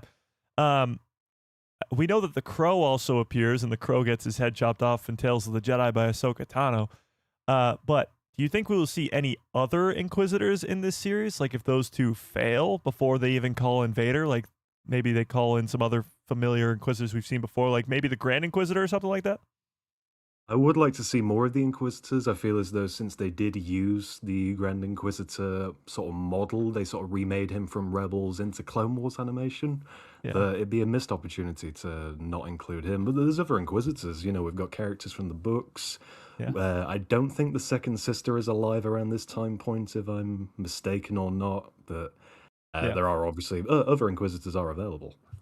Yeah, I mean, we got Tales of the Empire with Barasafi and all those other Inquisitors. So, yeah, you're not wrong. They gave us a model for a Clone Wars style of Grand Inquisitor, so why not use it? It's like the Vader argument. They made the Vader model for Tales of the Empire, maybe to bring him into Maul Shadow Lord, so it's easier to do. You're absolutely right. What about Vader? Speaking of, do you think Vader will be this week or next week, or where do you think we'll see the Lord of the Sith himself? I think the Lord, the man himself, surely that's got to be episode 10. He's got to be, you know, some form of cliffhanger character potentially. Who knows? We've got to wait and see. Yeah. You think we'll get Maul versus Vader in season 1, or will they save it for season 2? I feel it would be a missed opportunity if we didn't end with something along either those lines, or potentially at the end of this season we see what is going to happen with Maul's new apprentice. Yeah, that's true, because Maul doesn't have said apprentice when we see him in Rebels. So a lot has to happen in the next 15 or 13 years, whatever it is, in the timeline. I reckon so. I was even thinking with how he treats Ezra in Rebels. Maybe there's some kind of connection there between how he's trying to coax Ezra to the dark side versus his new apprentice right now. Who knows? No, you're absolutely right. All right, Matt, I appreciate you. I'm going to get you on out of here. Any last crazy theories? And nothing too crazy. Let's wait and see. Hopefully we will get a grand finale, and that'll take us into a season 2 that's well worth waiting for. Yeah, you're not wrong about that. They got to have people wanting more. That's absolutely true. All right, Matt, I appreciate you. Okay, Mike. See you later. See ya. All right. If anybody else wants to chime in, you can. But that's the best call-ins we've ever had from start to finish. Christopher, of course, MVP of the day. But you all, the rest of you tried your best. You tried your best. So there you are. Having said that, a lot of great theories that I would not have thought of. Stuff like, yes, seeing Marok die this week, or possibly even the Brander Lawson stuff with the Empire being upset about him not calling them first. All that stuff is very interesting. And with like the trailer of Marok right behind Brander Lawson with his hands on his shoulders in a jump scare type thing, things could get very interesting very quickly here, and out of hand really quickly, I should say, in these 2 episodes coming up on Monday. And honestly, we have been wrong before. Last week's predictions for episode 3 and 4 were that, or at least mine personally, were that these might be a step back. These might be a filler episode. If we're ever going to have filler episodes, it would have been episode 3 and 4. And we would just be dealing with the Pikes and Mark Krem. And here we are after 3 and 4 that were not fillers at all, that were 2 of the best episodes we've gotten in recent past. It's just, we don't know what to expect. So any theory is not a bad theory at this point, unless you're, of course, coming up with bad theories. Obviously. Duh. Okay, but I'm going to end this call-in stage. That was a great call-in stage right there. Love that. If we could be doing that every Saturday, we'd be in business. Okay. Oh, Matt just joined the Discord too, just to do that. Love that. Okay. If you are not yet in that Discord, there's a link in the description below to a Discord called The People Who Love Star Wars. That's how we do the call-ins. We're doing them every Saturday now because of Maul and Mando and all that, and Ahsoka Season 2 later too. So we'll be doing call-ins probably close to all year, which will be great on Saturday live streams, and maybe even other days too if we feel like it. So, yeah. All right. They're doing so much more. Oh my God, look at this. So now the Mando promotions are going crazy. This is WrestleMania, which is tonight. Tune in to WrestleMania for an exclusive look at the Mandalorian and Grogu. Impressive. In theaters at IMAX May 22nd. Whoa, tune in to WrestleMania for a exclusive look at the Mandalorian and Grogu. That's crazy. So guess I'll be watching WrestleMania tonight. I've never watched a wrestling match in my life. Stinky the Hut. He's going to be a way bigger character than we're thinking right now. Way bigger. For an exclusive look at the Mandalorian and Grogu. This is a shot from the movie. This guy, he's being body slammed by Stinky the Hutt. This poor bastard is probably dead. There's no way he survives that. Oh my God, I can't wait for this movie. Are you kidding me? Look at this. Can we put this on a loop? This is awesome.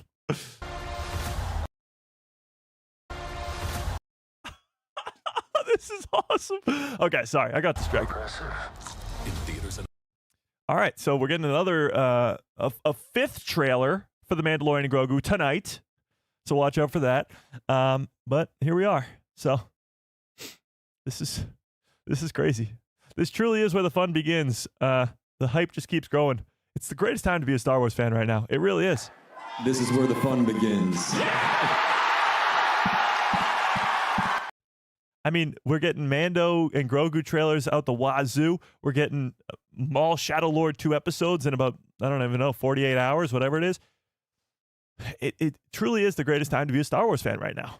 It's connecting to Ahsoka Season 2. Like, what? Come on. But I do have to get on out of here. We've almost gone for 2 hours today. I told you it'd be a long one. We had a lot to get into. And we didn't even get to all of it. Star Wars Celebration tickets go on sale on May 6th. We haven't talked about that yet today. But I'll save the rest for Tuesday's stream, I guess. Having said that, we got a watch party on Monday morning at 2:45 a.m. Eastern Standard Time because the episodes drop at 3. So watch out for that. Watch out for a short later on today. And yeah, this was a fun one. Round of applause to everybody who came in the call-ins. You guys were fantastic. Holly, Ron, Steve, Matt, Christopher, Cam, all of you. Did I miss anybody? If I missed you, I really do apologize. But there was a lot of you. But I appreciate you guys. This was fan-frickin-tastic. Continue. Oh, yeah, sorry. Thank you, Max Rebo. Tomorrow I will be on Clan Brandalorian. Shout out to Brandon. He's the GOAT. He's another great Star Wars content creator. If you are not yet subscribed to him, go check it out. I will be on there tomorrow morning, I believe at noon Eastern Standard Time. Because for him, it's... I'll send it to the Discord. I'll send it to the Discord when I get the live stream link. So watch out for that tomorrow afternoonish, Sunday, live stream, Clan Brandalorian. Be there. Have the people who love Star Wars show up and hype up the chat, all right? I appreciate you guys. Hope you have a great rest of your day. Hope you have a great rest of your lives. All that great stuff. You guys are the absolute best. This was just fun. This was just fun. The call-ins make me feel like, there's people here, There's people, like, you guys just aren't usernames on a screen that are all bots,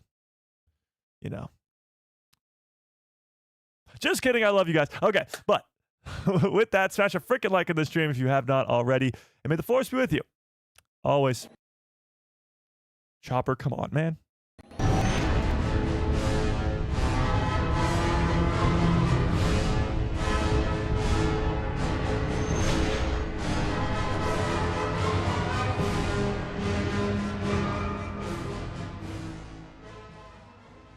Oh, yeah. What a great stream. What a great show. You guys are the absolute best. I appreciate you all so much more than you'll ever know. This was quite the fun live stream, if I do say so myself.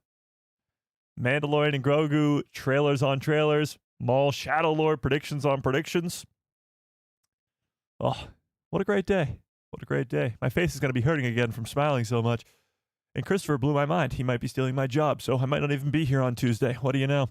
Okay, but with that being said, a new trailer just dropped. Don't even mess with me like that. Don't even mess with me like that. Did a new trailer actually just drop? Don't do it. Don't do it.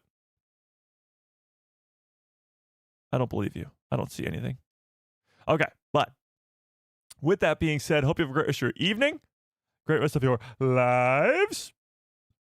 And good night, everybody.